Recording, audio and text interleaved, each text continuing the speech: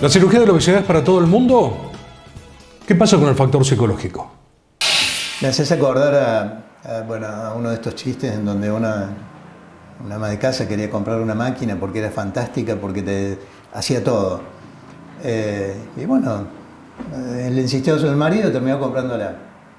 Y cuando la tuvo ahí, no sabía cómo se usaba. Claro. ¿Entendés? Es decir, ¿cómo vas a buscar una herramienta para solucionar un problema si no entendés el concepto de fondo?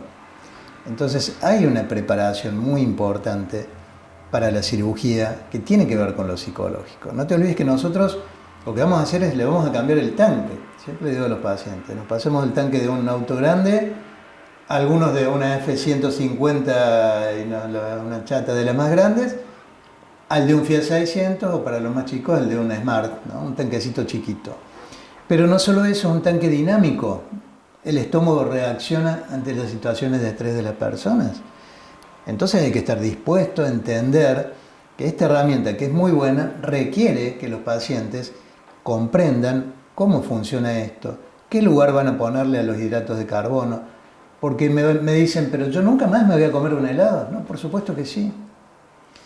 El día de mañana te tentás con un helado, estás operado, has bajado todo lo que tenés que bajar y te comes una bochita, no hay problema. Pero no puedo tener un pote de helado en el freezer para cucharear todas las noches, hablando en términos burdos, digamos. Sí, sí, sí. Te invitaron a comer pizza, come una porción de pizza. La limitación en el volumen es grande, va a ser una porción muy pequeña. Pero no podés hoy pizza, mañana empanada, pasado seguir comiendo harina, ¿se entiende? Es conceptual. Cuando el paciente entiende el concepto, los resultados son magníficos. Mucha gente nos pregunta si es normal, si está bien que deba tener que hacer el trámite para ser declarado discapacitado una persona para que pueda ser rehabilitado y cubierto por su obra social. No, a ver, hay obras sociales que exigen que tiene que tener certificado de discapacidad, pero a su vez la persona que lo necesita está discapacitado y accede al certificado de discapacidad nacional, accede de forma segura y tiene la cobertura. Es decir, está mucho más, en ese aspecto, se ha avanzado mucho en eso. Está mucho más aceitado el darle la atención para que puedan acceder a la rehabilitación a los pacientes. Se ha avanzado mucho. Mamá, papá, abuelos, toda la familia tiene varices. Para prevenir, ¿debería hacer consulta con mis niños? Bueno, hay veces que sí, que heredamos eso. No heredamos casas, no heredamos yates, pero sí heredamos varices. Claro, la historia familiar. Sucede esto.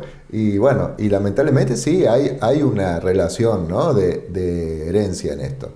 Pero hay veces que, bueno, no en todos los hijos van a tener la misma herencia, en este caso de las varices, ¿no? Pero por eso, ¿hay algún factor preventivo? Digo, ¿lo llevo a control por las dudas? Siempre es mejor cuando vos tenés, por ejemplo, un familiar, mamá, papá, que tienen varices y notás que tu hija o hijo le salieron algunas arañitas en una edad temprana. Y lo mejor es llevarlo porque puede tener esa herencia muy marcada, ¿no? Entonces, lo mejor es de alguna manera hacer ese tipo de prevención.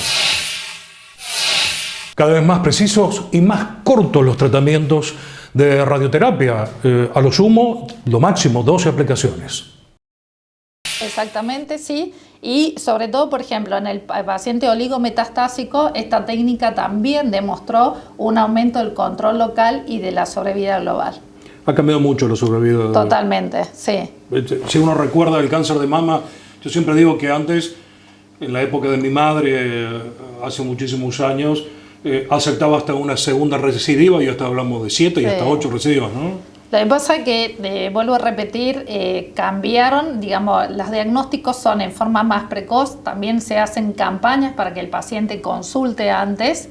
Y bueno, y evolucionaron muchos los tratamientos, ya sea tratamiento quimioterapia, inmunoterapia, y evolucionó muchísimo la radioterapia. Ustedes son realmente un sitio especializado que la gente En algunos casos vienen por derivación, principalmente del interior, pero en otros casos vienen en forma voluntaria. Como primera atención, ¿el síntoma del cáncer de pulmón sigue siendo el esputo con sangre y la tos?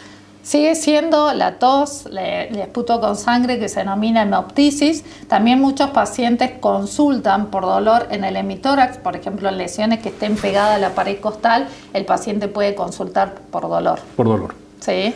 Bueno, y se hacen los tratamientos. Se hacen los tratamientos. Cuando vos decías recién que el paciente a veces viene autoderivado, pero nosotros también participamos mucho y que es muy importante en comités multidisciplinarios. En esos comités generalmente están los oncólogos clínicos, nosotros, los radiooncólogos, el especialista en imagen, el anatomopatólogo, y bueno, y se discuten los casos, y bueno, muchas veces el paciente no, ¿cierto?, ya viene derivado por el comité, pero es fundamental trabajar en forma multidisciplinaria. ¿Por qué debo ir a Oscar, venir con ustedes para poder aprender a manejar? En principio porque tenés instructores que están capacitados para la enseñanza, tenés autos adecuados, hay un programa de clases en el cual vas evolucionando en forma gradual. La didáctica, básicamente, que se emplea en el curso, tenemos clases de educación vial, mantenimiento del vehículo, hay una clase que nosotros le llamamos de caja y embrague, que es una clase que yo le digo la clase del porqué, el por qué piso, por qué suelto, o sea, razonamos las acciones que hacemos con el auto. Necesitamos tener un dominio completo del vehículo y necesitamos también saber las normativas de tránsito, el por qué esa velocidad es la máxima y yo puedo ir más fuerte pero no debo hacerlo. Digamos. ¿Y por qué una persona que ya maneja debería de volver a hacer el curso? Yo a la persona que ya conduce, lo que le diría es que veamos la parte vial. O sea, no hablo la parte mecánica, claro, del colocar marcha, ese tipo de cosas. Veamos la otra parte. Ahora están por implementar el que vos saquemos la licencia de conducir sin necesidad de ir, lo cual me parece algo bastante fuera de contexto, porque cualquiera responde bien el examen, pero después lo hace mal. Claro. Entonces, por ejemplo, tenemos un certificado antecedente que tenemos que tener para poder sacar la licencia de conducir, pero no hay un certificado de siniestros.